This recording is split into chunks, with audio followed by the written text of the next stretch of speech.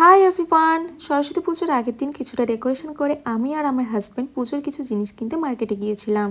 যাওয়ার পথে ফার্স্ট এই মণ্ডপটা দেখেছিলাম। এখানে কুরুক্ষেত্র থিম করেছে।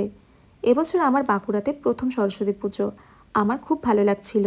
ওই দিন আমরা যতগুলো মণ্ডপ দেখেছিলাম এটা আমাদের সবচেয়ে বেশি ভালো লেগেছে। আর এই হলো মায়ের মূর্তি। পুজোর জন্য রাস্তায় লাইট দিয়ে খুব সুন্দর করে সাজিয়েছিল। মার্কেটের দিকে যেতে যেতে আরও একটা মণ্ডপ দেখেছিলাম। এখানে নেতাজি সুভাষচন্দ্র বসুকে নিয়ে থিম করেছিল, যেহেতু এবছর নেতাজির জন্মদিন ও সরস্বতী পুজো সেম ডেটে পড়েছিল।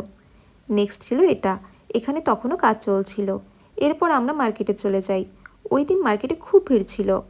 ফেরার সময় আরও একটা মণ্ডপ দেখে বাড়ি ফিরে আসি। এটা নেক্সট দিন।